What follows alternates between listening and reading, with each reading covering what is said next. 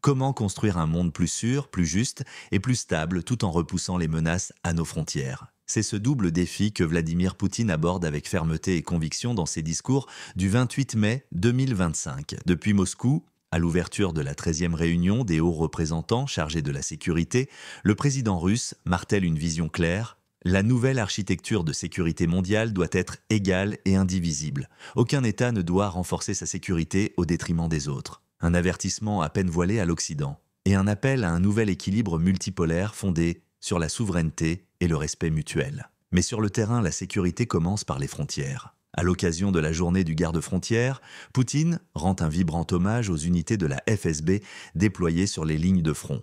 Nos gardes-frontières continueront de repousser toute menace, de démanteler les réseaux de contrebande, de terrorisme et de défendre chaque centimètre de notre territoire. Dans cette vidéo, nous revenons en détail sur les messages clés de ces deux allocutions. L'appel à la mémoire historique comme boussole stratégique, la dénonciation des falsifications du passé et la défense d'un monde reposant sur des alliances équitables entre Sud, Est et nations souveraines. Alors, ces discours marquent-ils un tournant vers une nouvelle doctrine de sécurité internationale? La Russie cherche-t-elle à fédérer un monde majorité face à l'axe euro-atlantique? Restez jusqu'à la fin pour partager votre analyse et en débattre ensemble. Chers collègues, je suis heureux de vous accueillir à Moscou à l'occasion de la 13e rencontre internationale des hauts représentants chargés des questions de sécurité. Au cours des presque 15 dernières années, votre forum a confirmé de manière convaincante son importance et son autorité.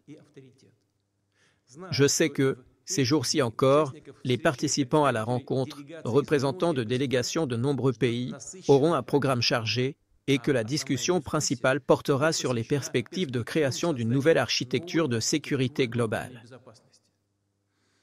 En ce qui concerne la Russie, nos approches restent de principe et inchangées. Je l'ai déjà dit à plusieurs reprises et je le répète, nous sommes convaincus que la nouvelle architecture de sécurité doit être égale et indivisible.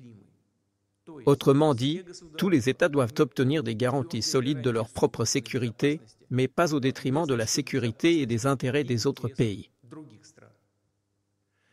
Il est important de faire de notre continent un espace de paix et de stabilité, un exemple de développement économique, social et culturel durable.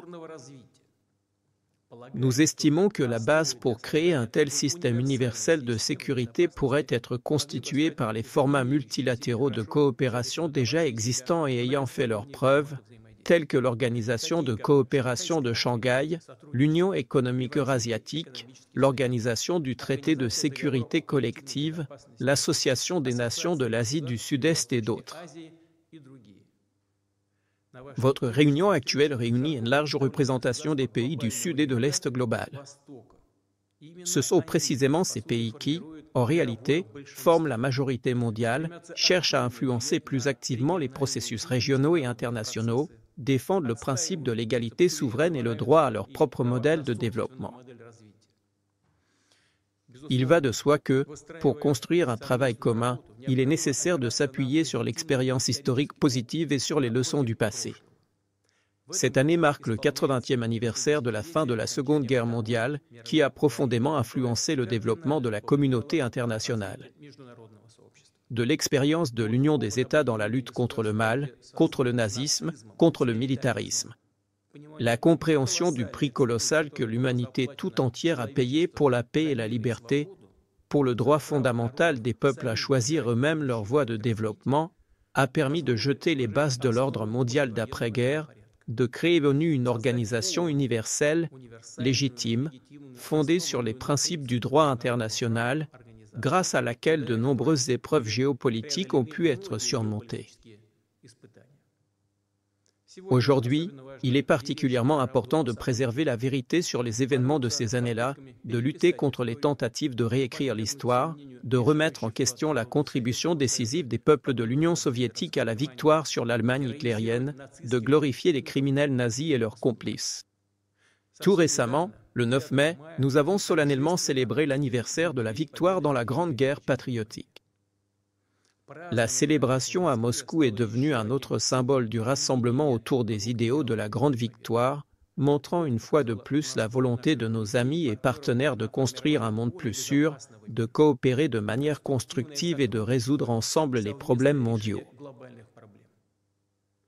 Je suis convaincu que cette nouvelle rencontre des hauts représentants chargés des questions de sécurité contribuera à l'élaboration de nouvelles approches importantes pour renforcer la paix et la stabilité internationale et favorisera l'avancement du dialogue au bénéfice de tous les pays et de tous les peuples.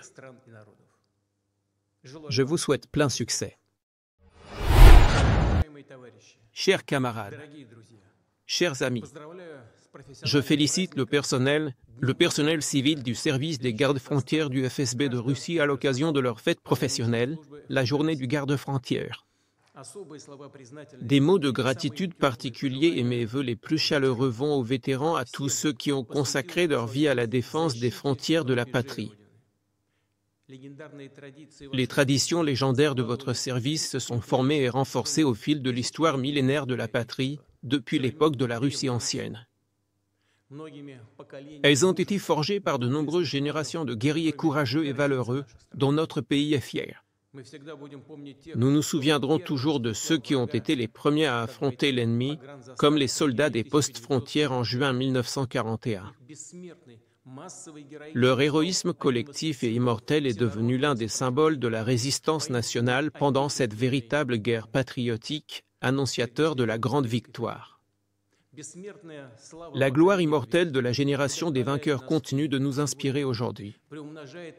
Elle renforce notre force, notre détermination à défendre les intérêts de la patrie, sa sécurité et son intégrité territoriale, à lutter pour la vérité et la justice, pour la paix sur notre terre natale.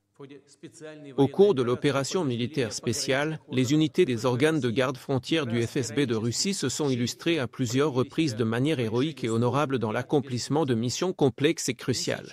Et aujourd'hui encore, elles agissent avec la même compétence, la même ténacité et le même courage.